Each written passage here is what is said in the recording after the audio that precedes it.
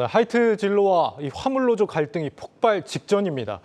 그런데 이번에도 지난 대우조선 하청 파업 때와 마찬가지로 이 정부 중재 없이 파국으로 치달을 조짐입니다. 박승환 기자 나와 있습니다. 박 기자, 이 사측이 파업에 참가한 기사들을 화물 기사들을 일종의 계약 해지 같은 걸 하면서 갈등이 지금 더 심해지고 있다면서요? 맞습니다.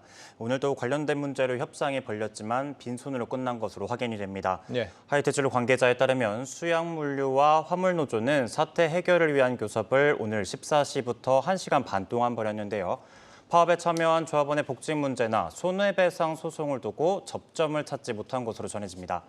하이트진로 화물기사들의 파업이 길어지고 있습니다. 지난 5월 경기 이천과 충북 청주 공장에서 부분 파업을 시작한 때부터 따지면 100일을 넘겼는데요.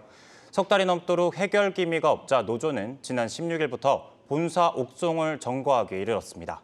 네, 지난 대우조선 파업 때 마찬가지로 좀 인명 피해 이런 것도 좀 걱정이 되는 상황인데 정부는 어떤 입장입니까? 예, 일단 주무부처인 고용노동부는 중재에 나설 수 없다는 입장입니다. 근거는 두 가지인데요. 네. 화물기사들이 회사와 근로계약을 맺는 노동자가 아닌 자영업자라는 게 한 가지입니다. 자신들이 개입할 법적 근거가 없다는 거죠. 화물차 기사들이 속한 화물연대가 법 외 노조인 점도 고용노동부가 손을 놓고 있는 이유입니다. 고용부는 화물연대에게 노조 설립 필증, 사실상 허가서 개념인데 이것을 내주지 않았습니다. 때문에 이들의 파업에는 번번이 불법이라는 꼬리표가 달라붙습니다. 기사들이 근로기준법상 노동자도 아니고 그들이 소속된 화물연대도 합법적 노조가 아니라 노조법의 보호를 받을 수 없다는 뜻입니다. 그러니까 이번 정부가 계속 강조하는 게 이제 법과 원칙인데 법적으로 따지면은 이게 문제될 게 없다. 진짜 그렇게 바라볼 사안인지 한번 따져보겠습니다. 우선 이번 노사 갈등의 이유가 뭡니까? 네, 기사들이 요구하는 것의 핵심은 일단 운송료 30% 인상입니다. 네. 2008년 유가 하락을 이유로 운송료를 낮춘 이래 현재까지 사실상 실질 인상률이 0%라는 거죠. 지난해 하이트진로 매출이 2조 원이 넘는데 화물 운송비로 쓴 비용이 900억 원밖에 안 된다. 채 5%에 불과하다는 주장입니다. 이에 하이트진로는 기름값을 뺀 이송 단가를 기준으로 따져보면 지난 10년간 26.3%를 올려줬다고 반박합니다. 유류비 역시 유가 변동에 맞춰서 분기마다 반영한다는 설명이고요.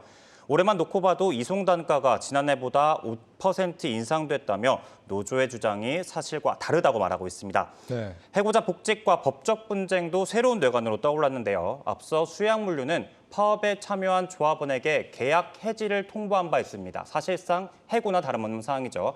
하이트진로는 업무방해 등 혐의로 노조원들을 28억 상당의 손해배상도 청구했습니다. 한쪽은 한 푼도 안 올려줬다고 하고 다른 쪽은 올해만 20%대로 올려줬다 이렇게 얘기를 하고 있고 어느 쪽이 맞는지는 분명하지가 않다고요. 맞습니다. 왜냐하면 양측 모두 구체적인 근거는 제시하지 않고 있기 때문입니다. 영업상의 비밀을 이유로 들고 있는데요. 네. 다만 유류비를 운송비에 포함시켜 볼지 어떻게 계산할지를 두고 이견이 보입니다. 하이트진로는 2008년부터 유가연동제를 적용해서 운송료를 매겼는데 이듬해 작년에 치솟았던 국제유가가 안정되면서 전체 운임이 따라서 떨어졌습니다. 네. 노조가 2009년에 8.8% 운임 삭감이 있었고 이것이 계속 이어져 왔다고 말하는 배경이죠. 이에 사측은 유류비를 제외한 부분에서 30%가량 올랐다고 맞서고 있습니다. 그렇군요. 지금 올해 들어서 노사 간에 이렇게 점거를 한다든지 좀 강대강으로 맞붙는 경우가 유독 좀 많아진 것 같아요. 어째서일까요? 맞습니다. 다양한 원인과 해법이 나오고 있는 건 사실입니다만 우선 불법에 대한 엄정한 법 집행이 필요하다는 지적이 가장 큽니다. 노사 불법 시위가 일상화되면서 산업 현장이 업무 마비를 겪는 수가 숱하게 나오는데도 네. 공권력이 손을 놓고 있다는 거죠. 경찰은 점거 농성을 벌이면 업무방해나 공동 건조물 침입 등을 적용해 엄정 처리한다는 방침이지만 이는 사실상 사후 약방문입니다. 정부 움직임 없이 경찰이 먼저 나서기 어려운 상황에서 윤 대통령은 원칙론을 강조했습니다.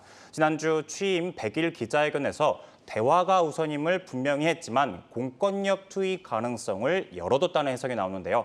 불법 행위로 자신들이 원하는 바를 얻어내는 일이 반복되는 걸 막기 위한 걸로 풀이됩니다. 관행적인 불법 시기를 부추기는 나근 노동조합법도 고쳐야 한다는 목소리가 많습니다. 우리 노조법을 보면요. 생산 등 주요 시설 점거만 금지하고 있습니다. 다시 말해 노조의 사업장 점거를 허용하고 있다고도 볼 수 있는 거죠. 네. 전문가들은 노조의 쟁의행위를 직장 밖에서 하도록 해야 사업자의 영업권과 파업에 불참한 근로자의 일할 권리를 보장할 수 있다고 지적합니다.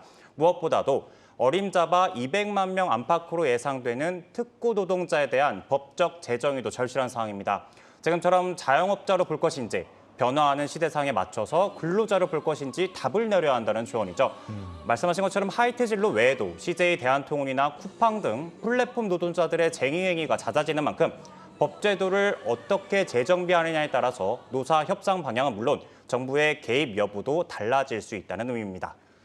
최근에 계속 이어지는 상황을 보면은 직접 고용한 직원이 아니라 화물 기사들 아닙니까? 법적으로 이제 명확하게 성격이 규정되지 않다 보니까 결국 불법으로까지 번지는 상황인데 법과 원칙 따지다가 사업장들 다 피해보고 난 후에 공권력 투입한 게 과연 이 정부의 역할인지 좀 진지하게 성찰이 필요하겠습니다. 박승환 기자였습니다. 자, 요즘 이렇게 노사 갈등으로 홍역을 치르는 곳 또 있습니다. 바로 이어지는 영상으로 알아보겠습니다.